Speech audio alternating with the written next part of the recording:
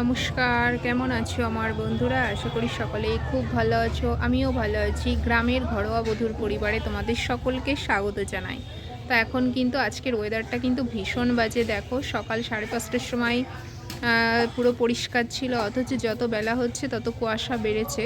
এখন তো 11টা বাজে, বাবু আমার দিকে তাকিয়ে আছে। তো বাবু এখন পড়াশোনা করে এলো। তো এখন একটু রোদের ছটা, মানে কুয়াশাটা অনেকটাই কম হয়েছে। 8টা 8:30টার দিকে বেশি পরিমাণে কুয়াশা ছিল। তো দেখো কি রান্না করেছি। রান্নাটা সকাল সকাল কমপ্লিট করে ফেলেছি, কারণ বাবু আবার যাবে আধার কার্ডের কি করতে যাবে সেই জন্য। তো দাদাভাই থাকবে না। তো ভাত রান্না হয়েছে আর উচ্ছে আলু ভাজি, কারণ গরমের কারণে তিতোটা কমন হয়ে গেছে এখন আমাদের। আর ভালোও লাগে আমার, ওর মধ্যে একটা কাঁচা লঙ্কা দিই, তাতে তো ভাত মেখে খেতে আরও ভালো লাগে। জানি তিতো জিনিসে কাঁচা লঙ্কা খেতে নেই, কিন্তু আমার খুব ভালো লাগে। আর এখানে হয়েছে শিম দিয়ে আলু দিয়ে চচ্চড়ি হয়েছে। আর কি আছে বলো তো, এটা হচ্ছে কাঁচা টমেটোর মুসুরির ডাল, যেটা খেতে দারুণ ভালোবাসি, সবাই ভালোবাসি। তো এই হচ্ছে দুপুরের মেনু। তো দেখো বন্ধুরা, এখন বসে আছি, স্নান পুজো সব কমপ্লিট হয়ে গেছে। তোমাদের দাদা ভাই আর বাবু গেছে কোথায় আমি জানি না, ওইটা কি বললো, বাবুর আধার কার্ড করতে গেছে। নাহলে এরপরে সমস্যা হবে। তো ব্যাংকের বই করতে হবে, তো আধার কার্ডের জন্য ওখানে যেতে হবে। কোথায়, গোপালনগরের ওখানে, আমি ঠিক জানি না। তো দেখো এখন বসে আছি একা একা, না একটু ডিম ভাজি খেতে ইচ্ছা করে, রান্না করেছি নিরামিষ, কিন্তু এমনি মাছ মাংস খেতে ইচ্ছা করছে না, ডিম ভাজি খেতে ইচ্ছা করলো। তাই দেখো এখন একটু ডিম অমলেট করে নিয়ে কাগজের, মানে বাটিতেও খেতে ইচ্ছা করছে না, সেই কাগজের উপরে নিয়ে খেতে ইচ্ছা করছে। তো একটু ডিম অমলেট করে নিয়েছি, বসে বসে খাচ্ছি এখন। তো দেখো বন্ধুরা, বাবু বাবার সাথে গেছিলো, চলে এসেছে দেখো লজেন্স কিনে নিয়ে এসেছে। তো সেই ছোটো লজেন্স থেকে ছোটোবেলার কথা মনে পড়ে গেল। তো আমি একটু খাই, লজেন্সটা খুব সুন্দর খেতে, আমি একটু খাবো, তাই বলছি যে বাবু দাও একটু, বন্ধুদের সঙ্গে একটু শেয়ার করি, সেই জন্য লজেন্সটা নিলাম। কি সুন্দর বলো না? এমন কেউ আছে যে কেউ লজেন্স খায়নি, এরকম কেউ আছে বলো? তার থেকেও বড় কথা ট্রেনের মধ্যে আমরা যে ছোটোবেলায় পেতাম কমলা লেবু, তারপরে কালো রঙের যে লজেন্সগুলো হতো সেগুলো খুব সুন্দর ছিল। তারপরে 10টা 12টা করে লজেন্স একবারে বাটখারার মতন লাইন দিয়ে সাজানো থাকতো, ওগুলো প্যাকিং করা থাকতো, দাম কম ছিল মনে হয়। তখনকার দিনে হয়তো 20 পয়সায় অনেকগুলো করেই হতো সেই লজেন্স। তারপরে কটকটি ভাজা, কত কিছু খেয়েছি ছোটোবেলায়, কিন্তু সেই খাবারগুলো এখন আর নেই।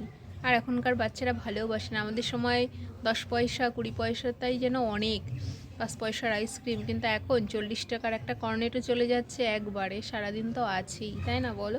তো এখন দেখো বিকেলবেলায় বসে আছি, বিকেলবেলা দেখো সূর্যটা কেমন করছে, দেখো। হ্যাঁ দেখো, এখন বিকেলবেলা বসে আছি।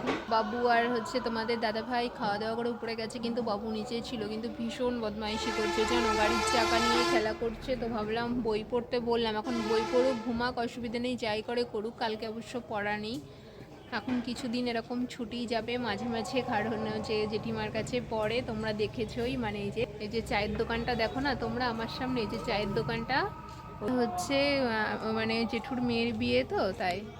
দেখো বন্ধুরা, বাবুকে বই নিয়ে বসিয়েছিলাম, এই দেখো বই, এই যে, কিন্তু পড়তে পড়তে ওর মন বসে না, আবার নিচে চলে গেছে, বলছে মা আমি একটু নিচে যাই, বাবা রয়েছে দেখে আসি, মানে শুধু অজুহাত খুঁজবে। ছোটো মানুষ কি করব বলো, না যেতে দিলেও হয় না।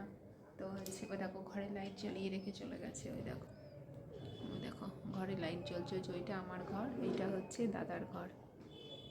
তো আর ওইটা তো ঠাকুর ঘর, আর এখানে একটা ঘর আছে যেখানে ননদ থাকে, আর এখানে খাটে থাকে শাশুড়ি মা। তো চলো আমিও নিচে যাই।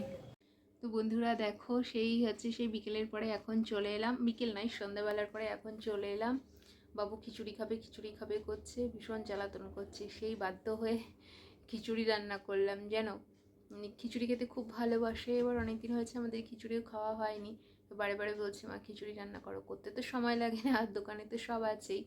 তো তাই খিচুড়ি রান্না করলাম। পাঁপড় ভাজতে বলছিল, কিন্তু আর ভালো লাগছে না জানো তো, এখনও শুতে শুতে 1-1.5 ঘন্টা বাকি। এখন কটা বাজে? প্রায় 10:30 বাজে, প্রায় 10:30, 5 মিনিট বাকি আছে, এখনও 1-1.5 ঘন্টা বাকি আছে। দাদাভাই এখনও দোকান বন্ধ করেনি। শরীর মানে সারাদিন তো ঘুম হয় না, এখন আর ঘুমায় না, যার জন্য শরীর আর ভালো লাগছে না। তাই বলছে মা শরীর ভালো লাগছে না, আমি তো বুঝতে পারছি যে ঘুম হয়নি বলে এরকমটা মনে হচ্ছে। রান্না যখন হয়ে গেছে খাইয়ে দিই, তাই জন্য আমি উপরে এলাম। তো দেখো খিচুড়িটা রান্না কেমন হয়, দেখো পাঁপড় আর ভাজিনি, দেখো এটা উপরে ঘি দিয়েছি, এখনও মেশাইনি, বুঝলে তো। এর মধ্যে বিভিন্ন রকম সবজি আছে আর গোবিন্দভোগ চালের খিচুড়ি করেছি। ঘিটা উপরে রয়েছে, দারুণ সেন্ট বেরোচ্ছে। তো এই হচ্ছে আমাদের রাত্রের খাওয়া দাওয়া। ভিডিওটি ভালো লাগলে লাইক শেয়ার কমেন্ট করো এবং চ্যানেলটিকে সাবস্ক্রাইব করে দিও। শুভরাত্রি, সবাই ভালো থেকো।